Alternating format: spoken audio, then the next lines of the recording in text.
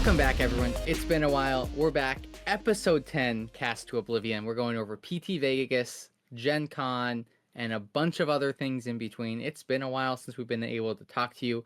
I'm one of your co-hosts, Zach, and I'm joined by my other co-host, the Meep from Mercurial Skies, Carter Barden himself. I'm okay being a meep. They're cool. They're kind of fun. I'm known to be mischievous on There you occasion. go. So You're up to no good. You solemnly swear you're up to no good. yeah, man. I mean, I'll steal your items, and if you don't have any for me, I'll draw a card. So Seems good.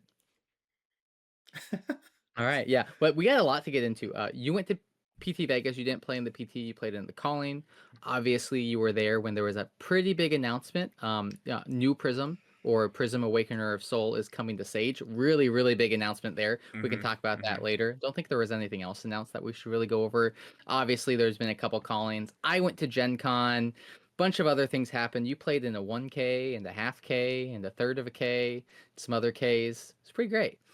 yeah, it's been a busy couple of weeks. Apologies for not having an episode for the last two. Uh, Obviously, we'll usually attempt to have our episodes out on Monday mornings for people to listen to throughout the week. In this case, this episode will be dropping on a Tuesday. It's when we could record is on a Monday, so we'll just drop it the next day. We like to play things a little bit of loose around here, I guess. So, a little bit of housekeeping on the top. Join our Discord. There's a link down below. Go click it. Go join it. Talk to us if you really want to, or maybe make fun of us, or make comments, or something like that. We're always taking questions.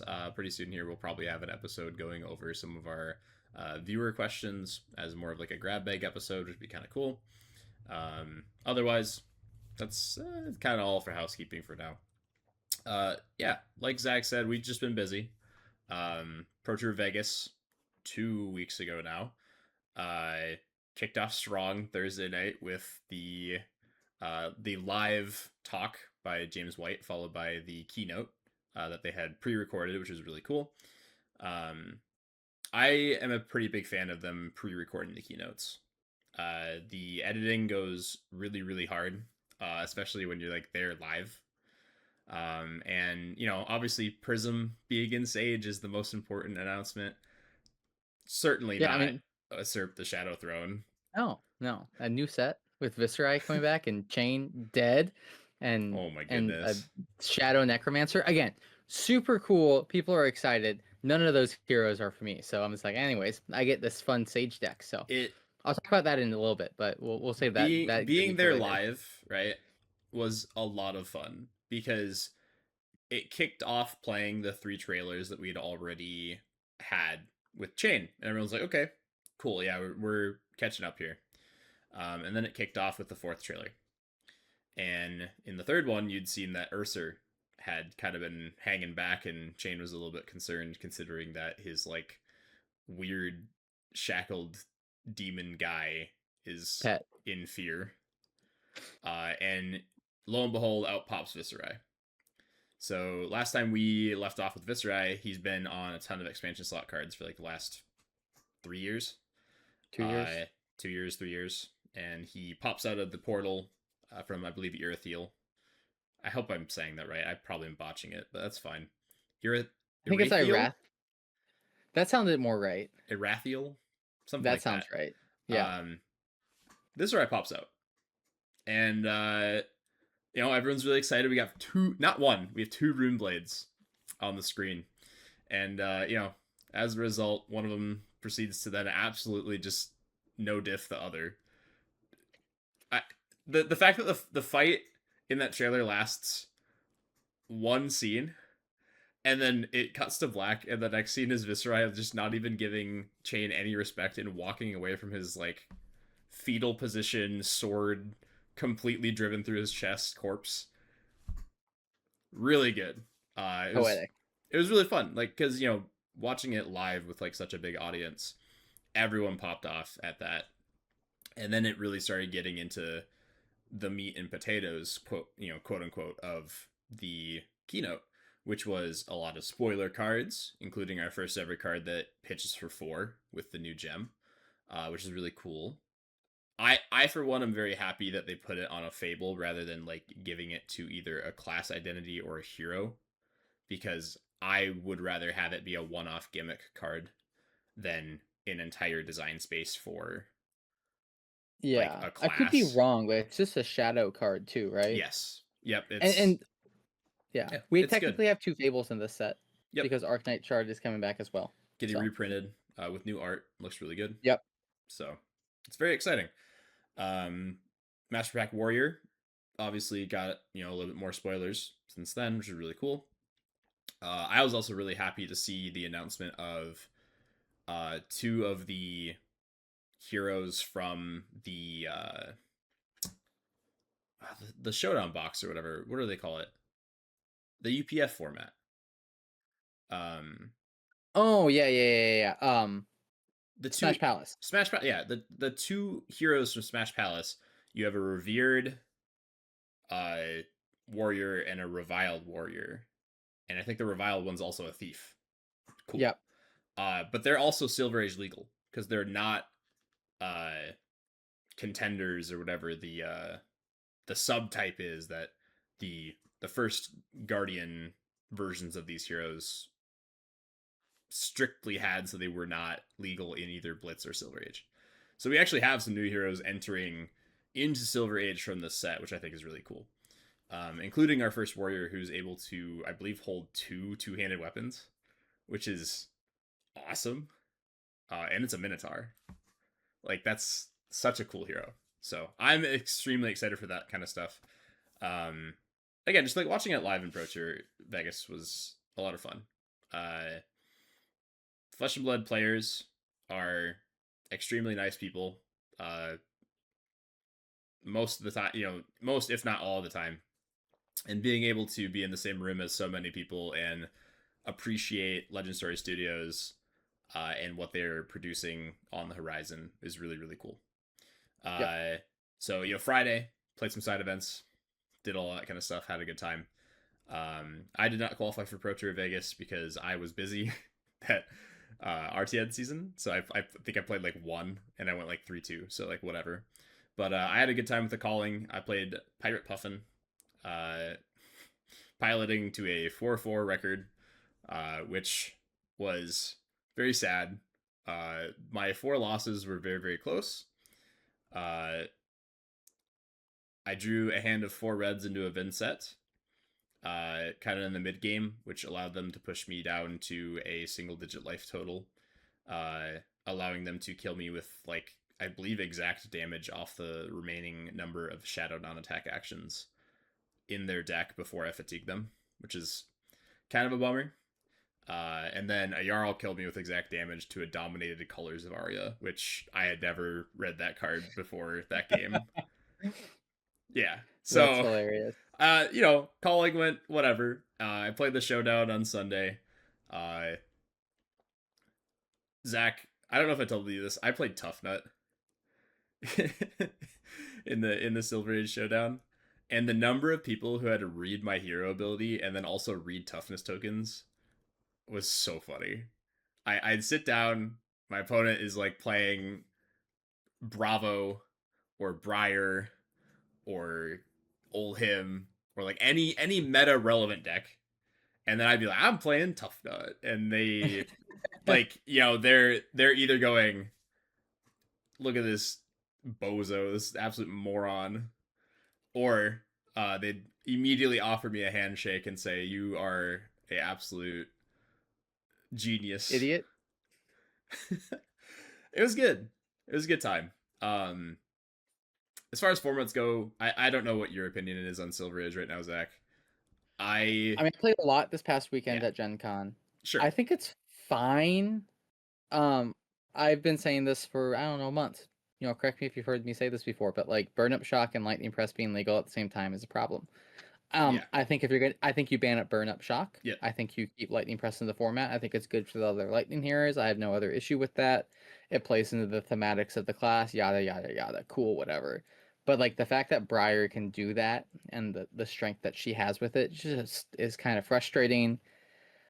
Oldham can be frustrating, and then like the wizards in the format can kind of just go unchecked and don't care. Like, I think that's the frustrating thing as someone who really enjoys playing Wizards, is they kind of just don't care about your arcane barrier. They kind of just don't care about whatever else you got going on. They're just gonna be like, I'm gonna do my thing anyways. Okay, cool. Oh, you went down to no cards in hand. Okay, now I can leak and chip damage, and it doesn't matter what I do on my turn. Like it creates some really unenjoyable play patterns. I think those heroes are fun in their own right. I've been playing a lot of Acilio in Hmm. Sage.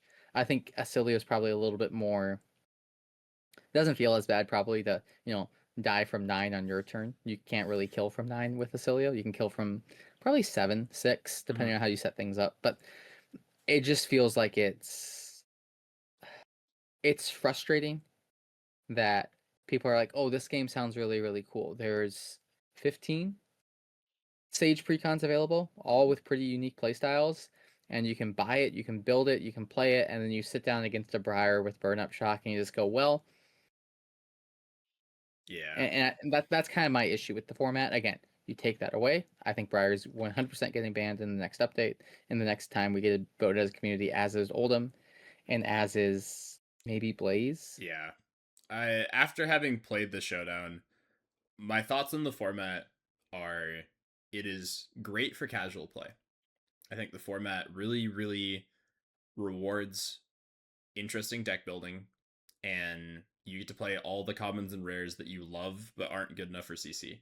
Sweet. That's a really cool hook to a format, even for like experienced players. Yep, I'm a sucker for like Red Finals Fighting Spirit. Love that that's card. playable. I will put that in any deck I possibly can and be happy about playing my 2 card 8, right?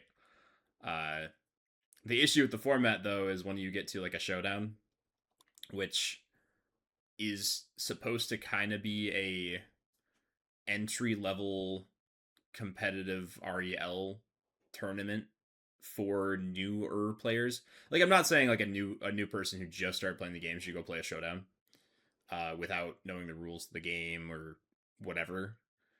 But like, let's say you're like 3 months into the game and you've played like a ProQuest season, you should probably be able to play a showdown. Um, the format's whack, man.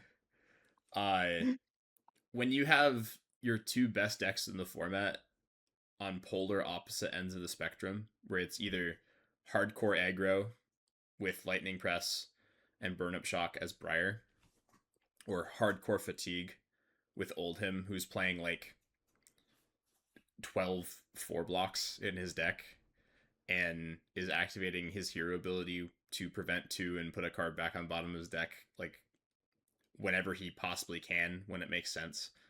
Also starting the game with like another 10 to 12 life off equipment pieces. Yep. It's pretty bad. Uh and I'm saying this with a grain of salt because if you are willing to play the meta decks, it's fun, right? Because like it is its own meta game in itself. It's similar to CC. You have your top 3 decks, and then you have a couple decks that are able to like target those top ones on a different axis. But when you have Silver Age with like over 50 heroes or something stupid, right? Like there's a huge number of heroes to choose from. When there's only like 5 or 6 decks that are competitive relevant, like I'm not, you know, call me a casual, but I'm not super thrilled to play that format. I mean, I think especially because Sage is geared towards newer players, like letting them have, of all the precons available, Phi, Sage, Briar Sage, Blaze are probably the most like viable. You can open them, go to a Yep. tournament, and find success, and rightfully, wrongfully so. I've been saying this for a while, specifically with CC, and we'll get into this, but understanding like where we're at now, Mario really close to LLing, Phi close to LLing, Syndra close to LLing. Who else is up Dash there? IO and Kasai. Dash IO, Acilio's kind of gonna be that next wave behind them. As we get those heroes out, we get this compression of hero ability gap. Like the gap from best hero currently in the meta, Mario, Phi, Syndra, whoever you want it to be. Doesn't necessarily matter compared to like that next tier down is pretty big. but it's going to get compressed. So I Hmm. think it's going to open up and make the field a little bit wider, which allows some viability and some creativity and some fun. And I think hopefully we see a similar thing with Sage. I think if you take the current Sage format, you get rid of Oldham, you get rid of Briar. Maybe you keep a wizard around, maybe you don't. Doesn't matter. And it's like format feels great. Yeah. I like, and again, I'm not saying that Silver Age is a bad format right now. I am saying that I actually preferred Silver Age before our most recent bannings. And maybe that's Yeah. like crazy to say, right? Because I didn't play the format very much. So for anyone who is like listening to this and thinking that Carter is on drugs or something for saying that he'd prefer playing against KO and Ira and Kano, uh, sue me. um, I'm a Tales of Arya hater. I don't like that format. I don't like that set.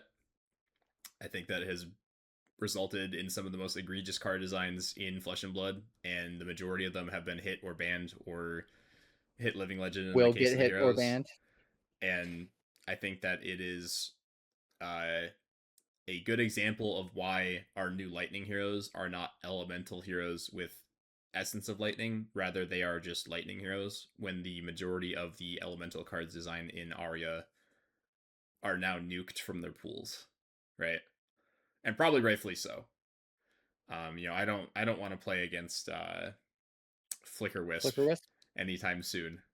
I had a local absolutely explode me at one of our local armories recently with just a double arc lightning Aurora turn off the bat, turn two, like 5 card hand with the gold off the headpiece, with the chess piece being able to pop for the 2 resources to draw off the gold.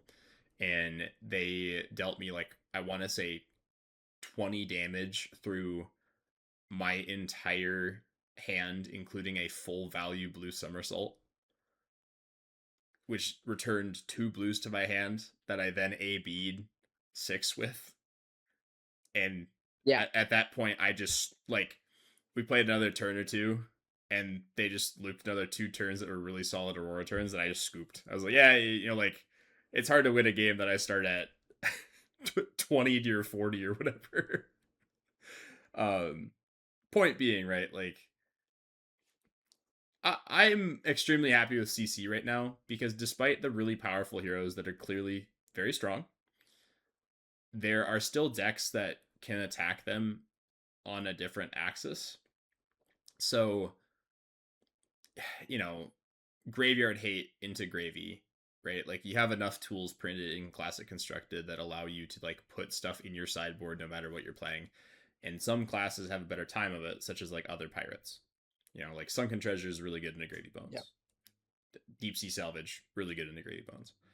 The issue with Sage to me is just that without Majestics, like the weird cornerstone Majestics, it is hard to target some of the best decks because the tools into them are pretty limited. So like if you're targeting Wizard, you essentially have 2 tools right now, which is either Arcane Polarity or Oasis Respite. And while that's fine, you're also limited in sideboard space a lot more comparatively to CC, which is probably fine, right? It's a smaller format.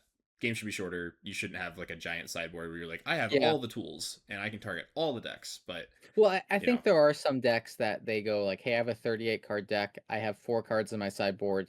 Um, and then like 12 equipment pieces. and then 12 equipment. I think that's like okay, that's a way to do it. Like, and I think that's fine. I don't think you'd ever do that in CC because the legendaries usually can Yeah. like be 2 pieces of equipment in one type thing. So you get around that, but like in a format like Sage, I feel like the slots there's more value per slot, Yep. specifically as you go into your sideboard. Which I think is a cool thing. I think it becomes a deck builder's paradise. I think it becomes a creativity, curiosity thing going on with the game, which is awesome. Need more of that. But I think, like we said, it's like you're kind of forced into these decisions. You're playing a wizard. Do you go polarity? Do you go Oasis Respite? Why do you go with either one that you do, or do you go with both for some reason? Like, Or neither. yeah, Yeah. And again, that's probably enough about Sage for now. I think the yeah, format will obviously change up and obviously either get better or worse dependent on the next round of the fan base bans.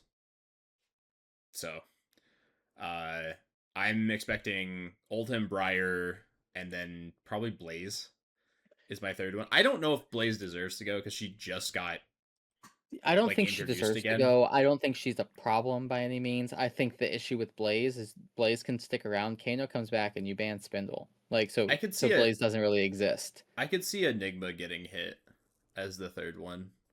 And there is the potential for the dev ban too that we have, that could be something. Yeah. There could be something in Usurp that they're like, yeah, we don't want to deal with this, but Hmm. I feel like they've gotten a lot better at identifying problems early, Yeah. banning that stuff early, being transparent about why they're doing something, and then maybe if they need to later, pull it back, pull it back. Yeah. And I think that's fine. I don't think there's an issue with that. Notably, I love we haven't mentioned Chain a single time since he got put into I Silver think Age again. Chain is right where he Because needs to be. and using it as an example, I think LSS has proven that they understand what cards need to get hit for a hero Yeah. coming back in. I will say, as someone who enjoys playing Tough Nut casually within Silver Age, I'm not excited for KO to be back because if they take Vigorous Smash up again, my deck immediately becomes a Not good. million, like unplayable, arguably. The Vigor token clashing is like really why the deck is even remotely playable with Romping Club. So, uh, we'll see.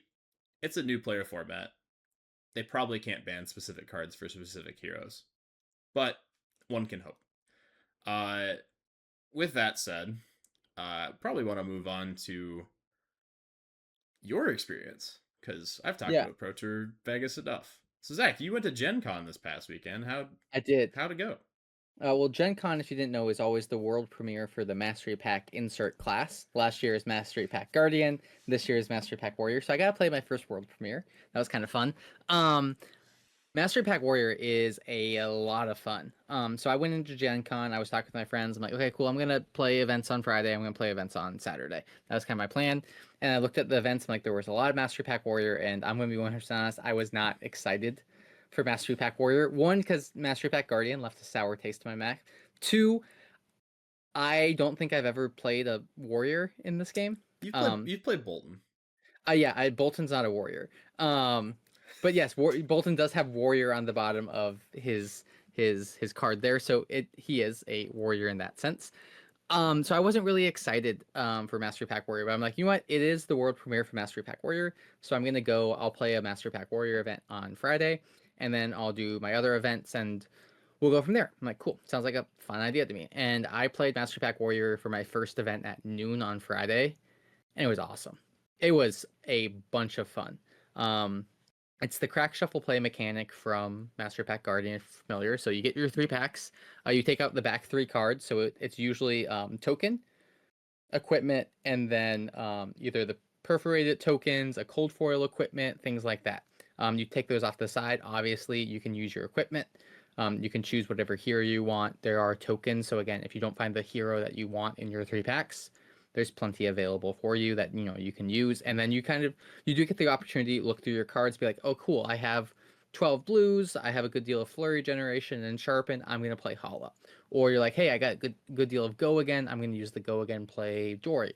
Or you're like, hey, I got a lot of wager support and ways to kind of get things over, I'm gonna go Olympia. So there's a lot of choice Nice. before you even get to like present your hero and play.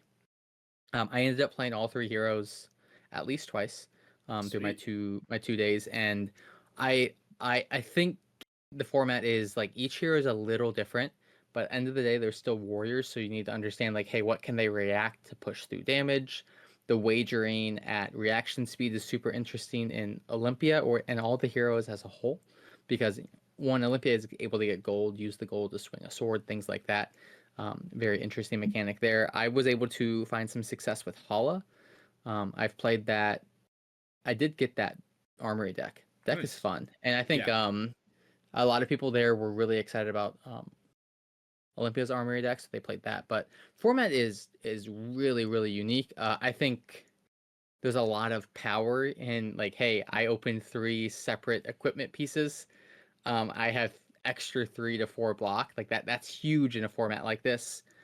Understanding second cycle is Yeah. really, really important. I had a game, I think I was playing in Olympia. Doesn't matter. I was playing Olympia. And turn one, I'm just like, they're like, hey, I'm gonna block, do whatever. I'm like, cool. Like I can go over the top.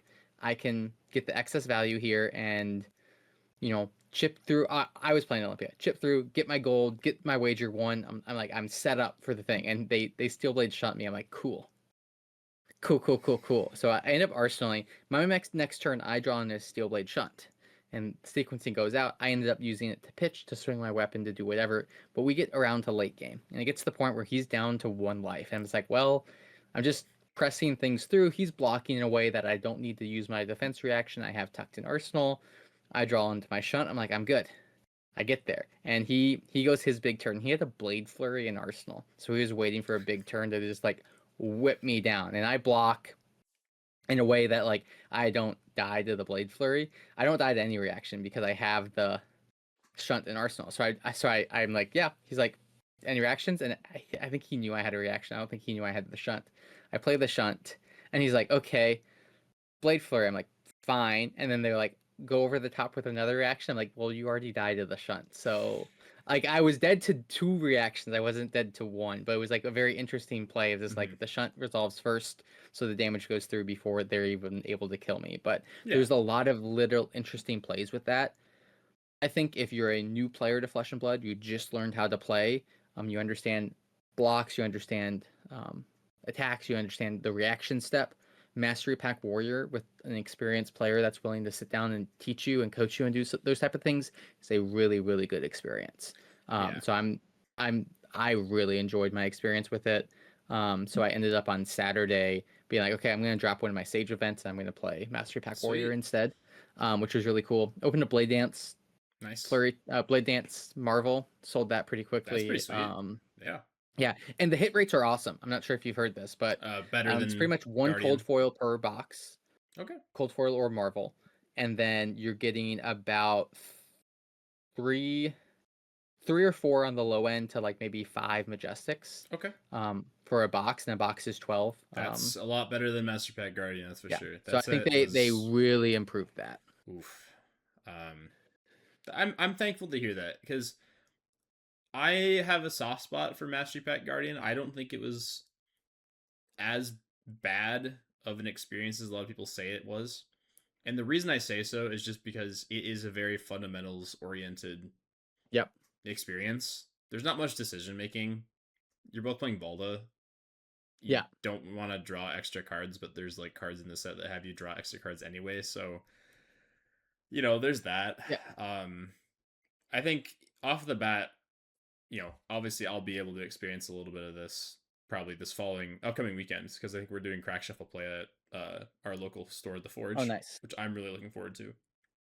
Uh, Immediately off the bat, having three heroes to choose from, sweet. Huge. That's A+ dog. And Brian each one is Gottlieb, unique. you guys did it. You solved the format. Like, and each one is Yeah. unique enough that you're like, oh, I can look at my card pool and be like, oh, I have the go again. I'm gonna go Dory. Or you can look at your card pool and be like, hey, look, I have six flurry generators. I'm gonna go Hala. Hmm. Like that second swing matters so much in this format because like if someone just attacks with one, no go again, no flurry, no ability to swing a second time, it's pretty Pretty hard to rough. get that second swing at instant speed, Hmm. or reaction speed for a better way to say it. Outside of Dory is really the only one that can, Hmm. but her attacks are it comes in base two. So like again, there's a cost built into that. So I don't know. Format was a lot of fun. Ended up going 5-3 in my two events. Nice. So Yeah. um, I got Yeah. better with the format as it went on. Um, Feels so pretty good. yeah, Yeah, I'm excited. Um, yeah, I'm very excited for the Smash Palace stuff. I am a huge fan of the event deck designs from the original Smash Palace with Guardians. yep. So I'm really excited to pick up. Hopefully, I can pick up a thing of Smash Palace from my local LGSs. Uh, it's just fun to have on hand. I love that creative design space, and I'm sure the designers at Legend Story Studios appreciate having almost like a breather from competitive design because it's just like it's UPF. Yep. We're having fun. It's fun that it exists. It shouldn't should it be a format? Yeah. Is it fun to have every so often? Yeah. Yeah. I know we're getting another mastery pack for this year. Runeblade. I Surely we're the class no, that needs it, right? I think it's Ranger or Brute is what I'm thinking. Sure. I would not be mad at Or either of Ninja. those. Ninja, I'd be mad at, to be honest. I think ninjas and runeblades don't need any identity from a mastery Wizards does pack. not need anything. Wizards Wizards don't need either, anything. or Wizard illusionists. just got turned to Mindfire. Like we're good for like 8 years, Yeah, man. I think Uh, Ranger. I think Ranger is arguably the one that deserves it the most. yeah, I think as a class with a gimmick of loading arrows into your arsenal and then shooting them from your bow, uh, I think that it is the class that deserves a little bit more finesse, quote unquote, to earn a mastery pack set. So that's my yeah. hope. No, I agree with that. But and like I think they figured out the Mastery Pack Yeah, class format, which is just fun. add a few more heroes. Add a few heroes and add cards that supplement all those things. And like I think the thing too is just like it does feel like there's 6 to 9 wager cards. There's 6 to 9 sharpen cards. There's 6 to 9 go again cards, and you kind of get to play the game like, oh, which ones do I get? Which and I have to use all of them, but Mm-hmm. like what style of play am I playing into? Things like that as well. Yeah, But I got to do that. So that was my Master Pack Warrior, and then the sweet. other events there were Sage events. So Yeah, how'd it we go? talked about Sage. I went 11-5 on the weekend. Mm. So successful there. I got Basilio to won, play. right? I was on Fi and Acilio. Okay. So I went. I think I ended up going 6-2 on Acilio, and then whatever the rest of my record is on Fi, however the math works out there. But it was it was fun. I got to see a lot of variety of heroes. A Yeah, lot of people weren't just jamming Briar, yeah. which is really cool. I also one of the very few people in the world to have played against Prisoner Awakener Soul The new in Prism. Sage. Sure. Yeah, so it's actually Advents of Thrones, but so Brian Gottlieb was there. He brought what is the precon Oh, cool. for that deck out, and he was playing games against people. Deck is cool. Deck is really cool. It turns out, act surprise Carter. 2 for 7s on hit, go to soul, search for a thing that says gain life is pretty good.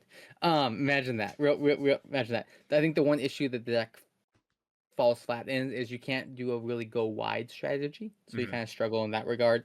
And I think just based off the pre-gon, there's some equipment upgrades you can do, but the core of the deck is really cool because you can block out with 2 to 3 cards, and then you can send a Herald for 5 to 7 value, threatening an on hit, and some other additional value in that regard as well. And then there's also we've seen the Figment of Hope, which Yeah. is the One life gain one one. for There is now 6 a at red. Herald of Hope. No, that Herald of Hope. So it's a two. Oh, It's a 1 for 6. So one resource comes in for 6 at red. On hit goes to soul. On hit yeah. gain a life. Yeah. The card seems Yeah, solid.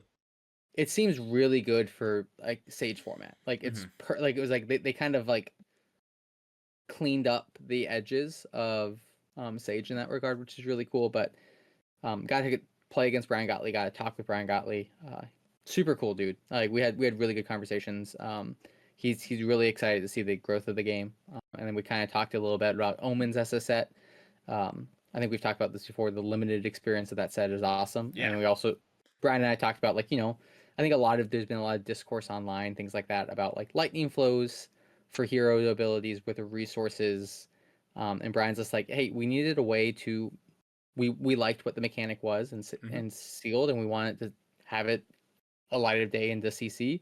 Maybe they didn't release enough power related to that, but there is power coming. So he also said he learned a lot about like the designing of the set and the lead up to the set with a lot of different other things. So like he's always looking for feedback. He's always great with the community, which is like super cool. So it was super fun experience. And then like I think we got 3 to 5 at least that I know of locally to be part of the community. So like we're growing Nice, the man. game, and there were a lot of people from like different places. I was able to get my hands on one of the Faith and Torment boxes as well, so I have a Marvel Bolton, which is pretty cool. That I sold the Marvel bin set. Don't that worry. that warrior you play so I much. moved real fast. Let me tell you. And then yeah, we just go from there. Nice, man. Yeah. Yeah. Uh, I hope that LSS continues to represent themselves well at Gen Con on an annual basis, as well as other conventions. Um, Obviously, if you were fortunate enough to be able to make those things, there's some cool promos that you can go grab, and there's some great events you can play, and there's people like Brian Gottlieb who you can go meet and talk to. So, I thought you meant you uh, were gonna say there's people like me that you could oh, go meet. That's well, okay. okay. That's okay.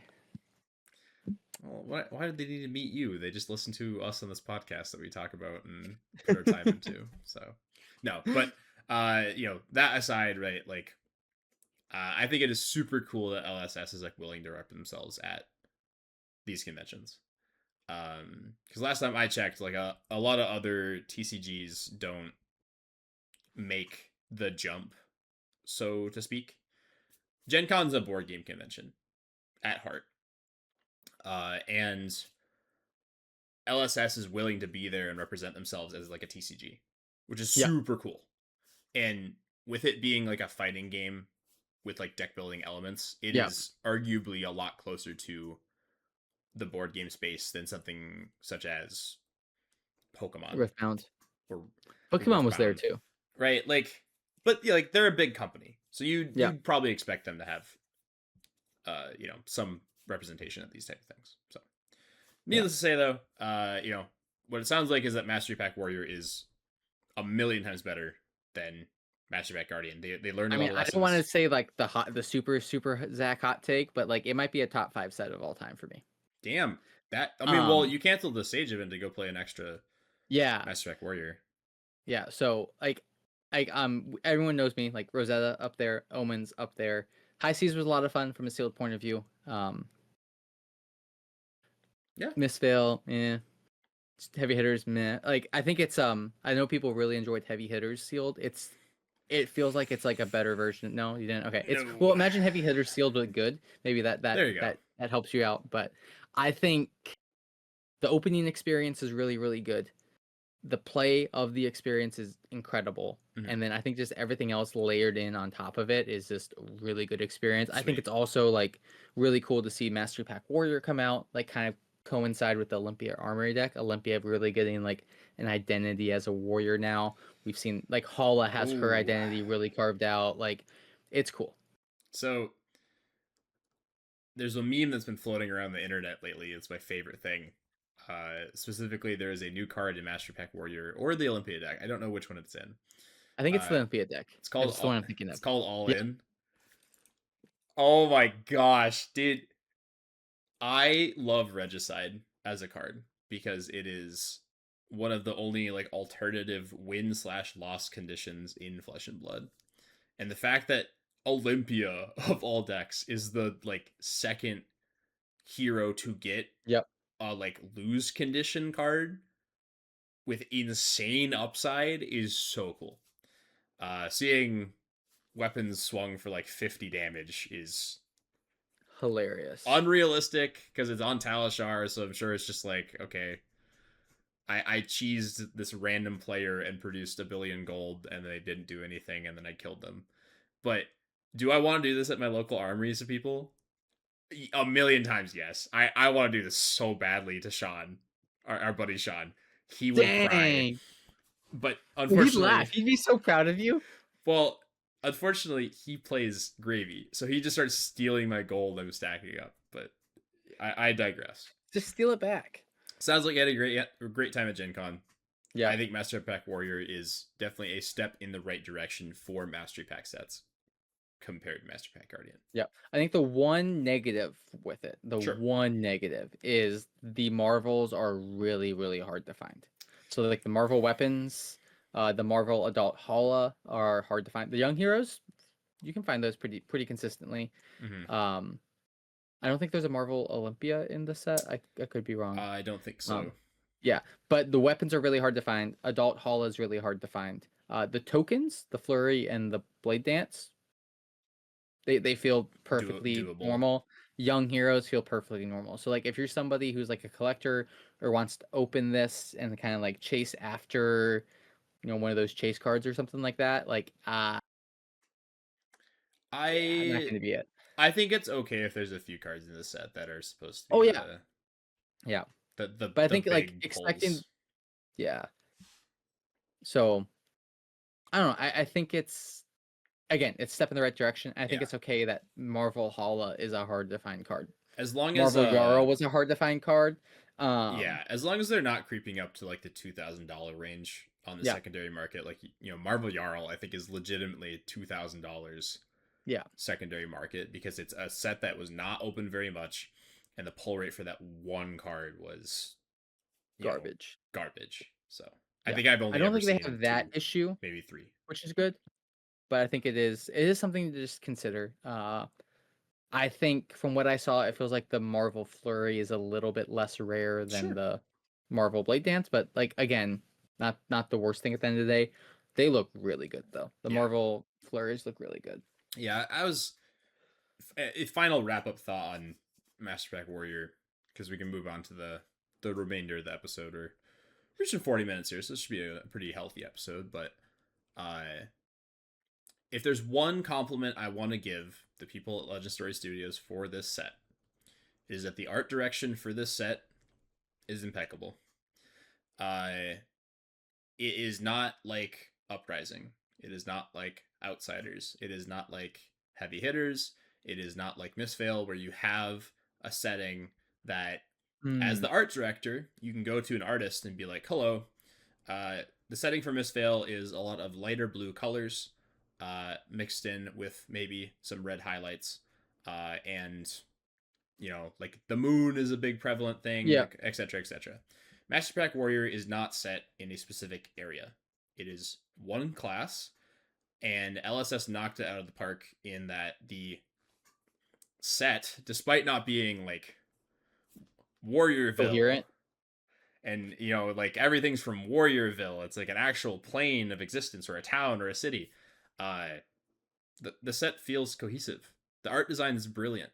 Everything looks very connected, and proves like warrior identity through art. Um, just like the way the colors like are implemented within the art, it just feels very cohesive. So maybe not like the most important thing about a master pack set, but I really do want to like push that. It looks good, and I think the Marvels attest to that. So yeah. Agreed. Agreed. But yeah, couple last little things. Carter, past couple of weeks you've been playing a couple, you can call them local bigger events, a 1K and a 5K or half a K. Yeah, how'd those go for you? Yeah, so it is summer here in Minnesota as it is elsewhere. And our It's not local summer in New Zealand, fun fact, but carry on. point being, uh, our local stores usually like to hold some larger cash prize tournaments in our area because we're in between ProQuest and RTN and the quote important competitive seasons. Um, so in order to encourage heading out to your LGS and like supporting them uh, in preparation for the upcoming ProQuests and RTNs, remaining this year and heading into next year. We had two of our local stores who held some cash prize tournaments, so it was kind of fun. I played Lyeth in the first one. I went there because it was going to be fun, and it was like part of that town's like summer celebration days. So grabbed some good food, had a good time. I played Lyeth. It was funny. Haha. Um,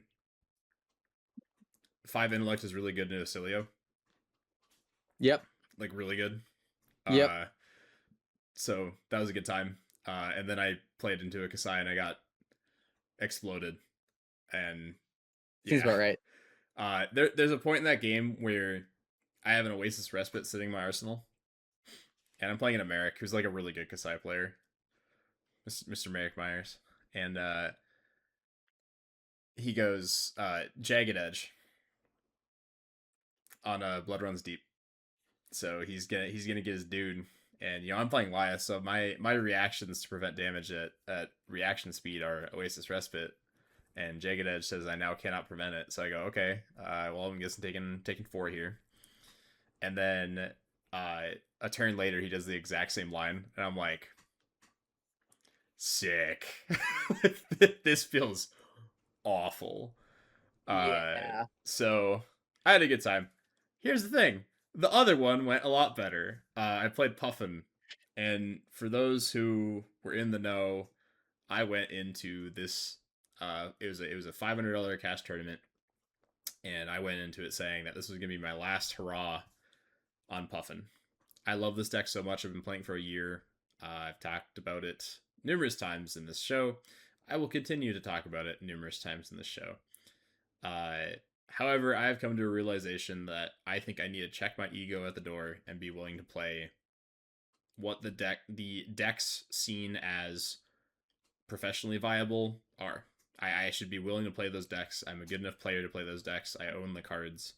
And I just need to check my ego at the door and quit trying to be cute with like a B tier Dark Horse deck and targeting the meta. And Marionette's good. If I pump for 4 3 times in a row and then I activate Tunic and I swing Chilliswa for 13 with 3 cards, you know what? Turns out that's pretty dang good. You can target that all day with your sideboard playing Puffin, but at the end of the day, it's probably better to play the meta deck. Needless to say, I won the whole thing on Puffin. So now I'm in this weird spot where I said I was gonna put this deck down and play meta, and then of course the final tournament that I intended to like shelve my deck is the one that I managed to pull out a win. Was it the most professional tournament? No. 22 people. Not bad. 5 rounds of Swiss and 3 rounds of top 8. The matchups I got were pretty spread out. Started the day off strong into it was a Gravy Bones and oh goodness. You forgot already. Well, yeah, it's been a long couple days. I was dog sitting this weekend, so I'm running low on sleep, but managed to squeak into top 8, 7th seed with a 3-2 record. Started the day off strong 2-0. Lost to a Katsu and a Syndra round 3-4, and then beat the Puffin mirror match in round 5, which was very funny. And then top 8, I think I played into Ziggy, Syndra, and then the finals was into Acilio. Okay. And I just got there against the Acilio. I was feeling pretty comfortable at 7. I was playing my buddy Grant in the finals. And Nice. I go into my turn with no cards in hand, and I activate Puffin, and I shoot pistol for 2, and Grant's at 3, and he has like 7 cards left in deck. And I'm like, okay, I'm just fatiguing him here. I got this. I have AB3. This should be fine. He goes to 1, and then before I draw up, he shoots me for 5 arcane. And, and he's on like a Gone in a Flash build too, right? So it's not like a definitively arcane build or anything. It's not like I was going into my turn with no cards in hand into a Storm Striders. I was going into my turn with no cards in hand. He has 7 cards left in deck, and he has no equipment pieces whatsoever. And he just like loops some of the Constellas and blasts me down to 2. And then on his turn, he has a Gone in a Flash for 4 with no cards behind it. I'm able to block it out, and I end up living to his like final 2 cards in deck. Point being, I was sweating bullets. The moment he goes, activate Acilio, discard to instant, draw a card, play a Constella, like tap my staff, amp 1, here's 2 arcane, untap my staff, tap my staff, here's 2 arcane, and then 1 more arcane, and I'm just sitting there going like, oh my gosh, does he actually have 7 arcane damage in the final 6 or 7 cards in his deck? Very good game. Ended up getting there, but point being, I'm now at a weird crossroads. I think I will stick to my word. I think I'm gonna have to put down Puffin. I love this deck. I think that it is a very good deck for local larger tournaments, but I think if I'm gonna be going to callings, I probably should just play the good stuff. It's good for a reason. They win for a reason. So, is what it is. Nice. Well, that's a good way to wrap things up. Also, people to note, skirmish season starts on Saturday. So skirmish season is all Sage this season, I believe.